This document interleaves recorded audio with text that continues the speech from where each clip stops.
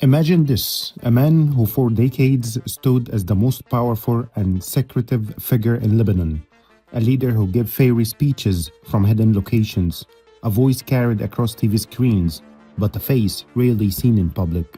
For many, he was a symbol of resistance, for others, a symbol of fear. The man was Hassan Nasrallah, the Secretary General of Hezbollah.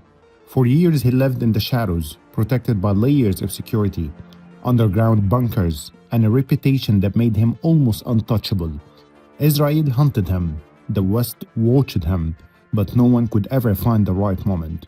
And then, suddenly, in late September 2024, everything changed. A single airstrike in Beirut ended his life. The news shook the Middle East, shocked the world, and left one burning question: how did they finally find him? Was it years of intelligence work, advanced surveillance technology, or was there a spy, someone close, someone trusted, who betrayed him at the very last moment? Tonight, we're not just talking about an assassination, we're opening the door to a mystery filled with secrets, rumors, and the dangerous world of espionage in the Middle East. Stay with me because the story of Hassan Nasrallah's final days is darker and stranger than you might think.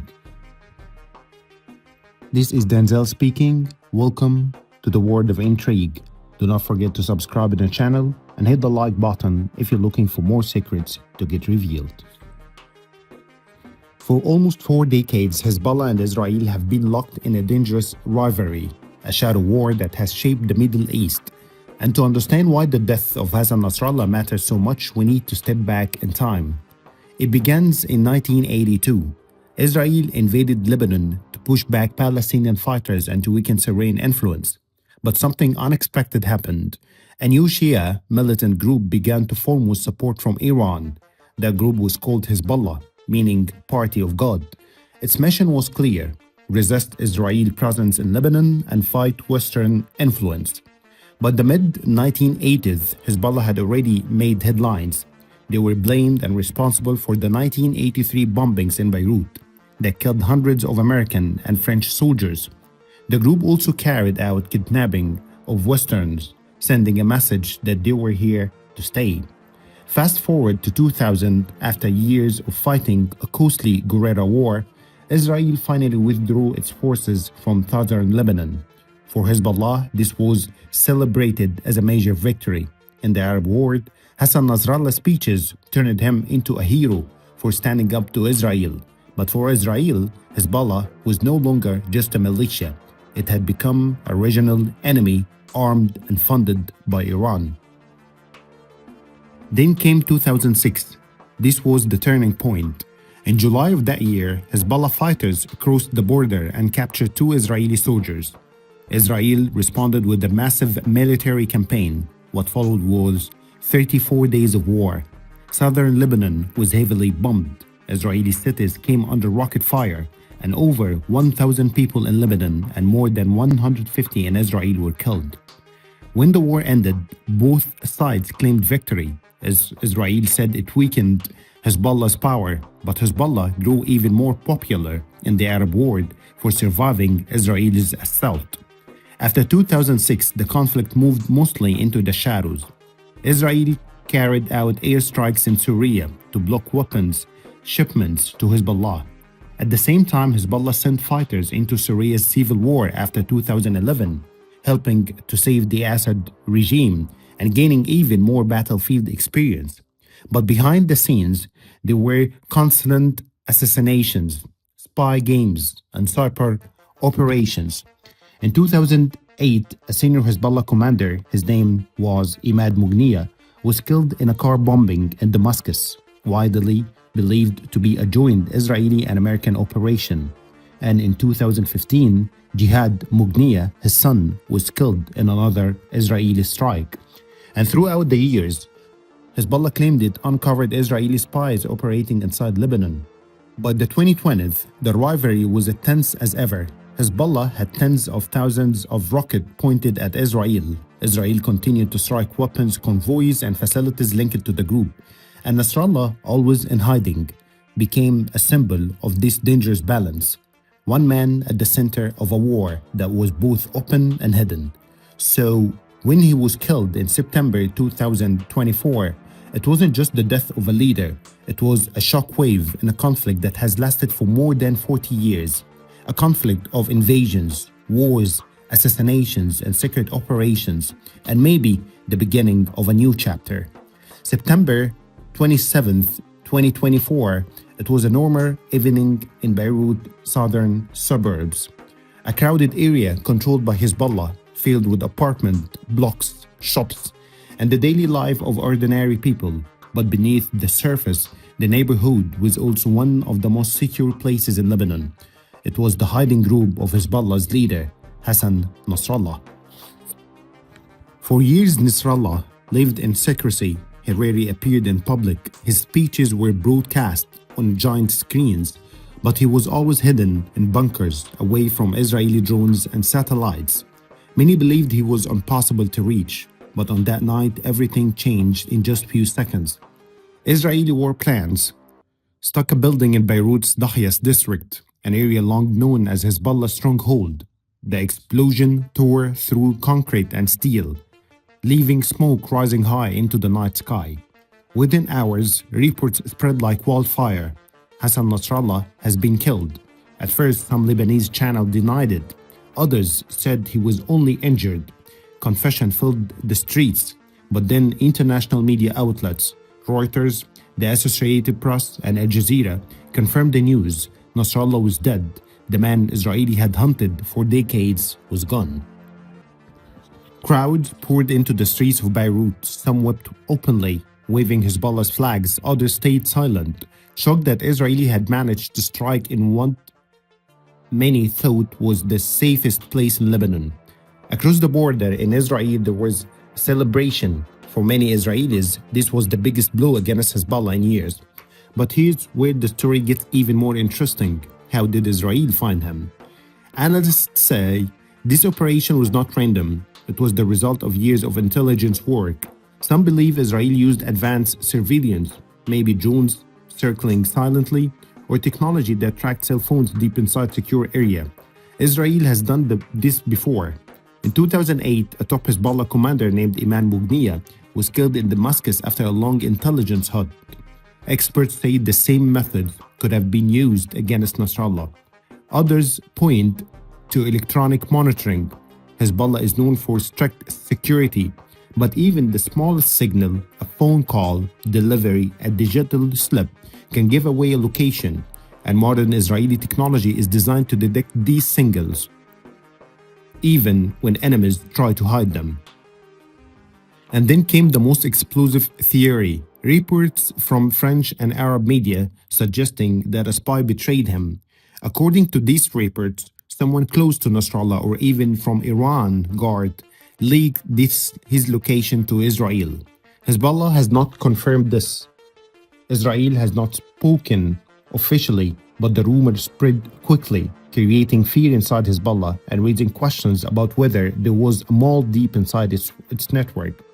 What analysts agree on is this: such a strike could not have happened without precise, detailed intelligence. It wasn't luck, it wasn't just chance. Someone or something gave Israel the exact coordinates of that building in Beirut. The assassination also sent a clear message. By striking Nasrallah in the heart of Hezbollah's stronghold, Israel showed that no place was completely safe. This wasn't just about killing one man, it was psychological warfare aimed at breaking the spirit of Hezbollah's supporters and shaking their trust in their leaders. And the impact was immediate. Within days, Hezbollah faced a leadership crisis. Who would take over? Could they respond strongly without risking a larger war? And meanwhile, people in Lebanon, already suffering from economic collapse, worried about another full-scale conflict with Israel.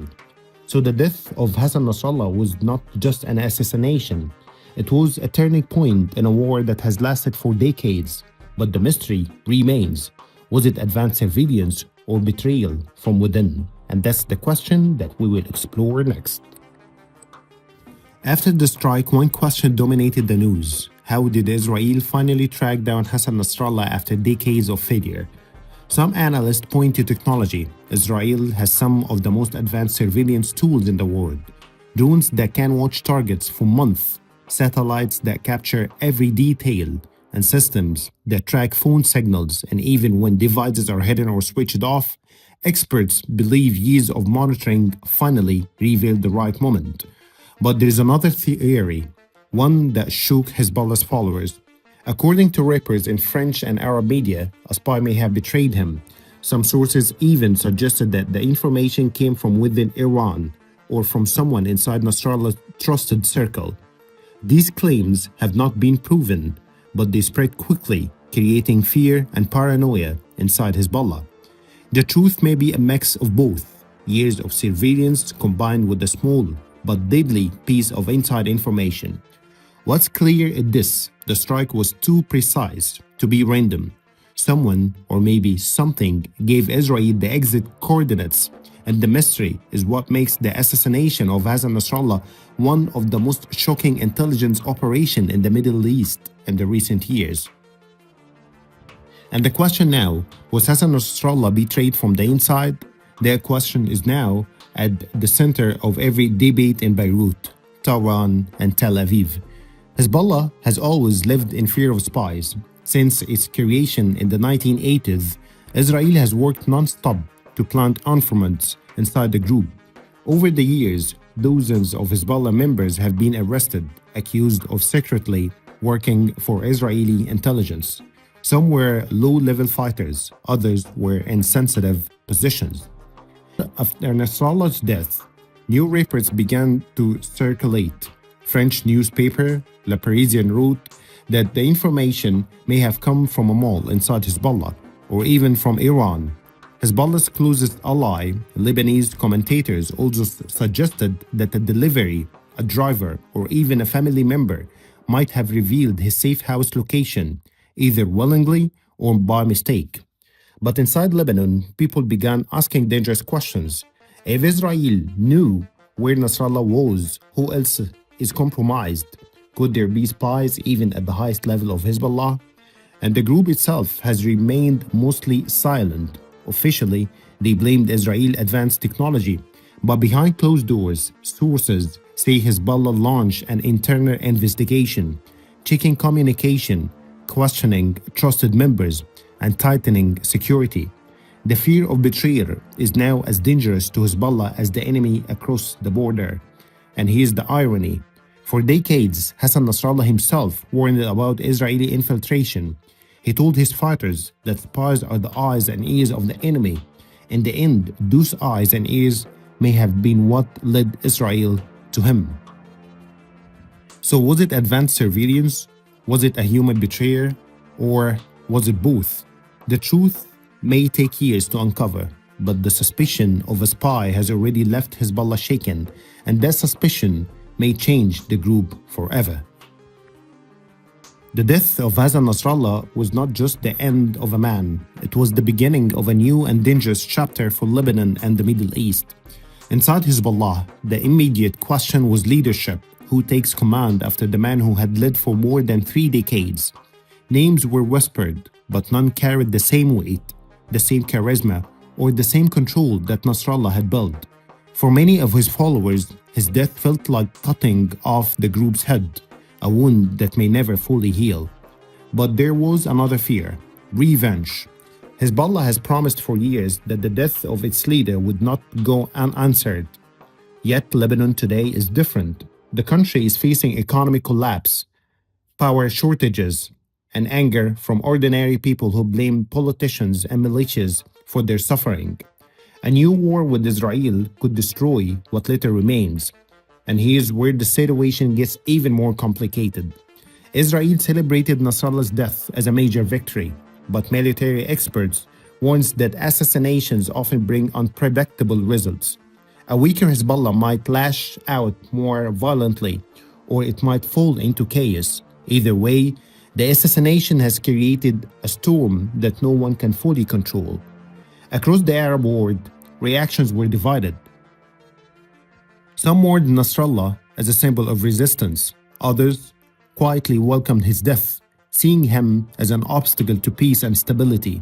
In Iran, his strongest backer, leaders promised that Hezbollah would remain strong, But even they must be asking if Israel could reach Nasrallah, who is truly safe.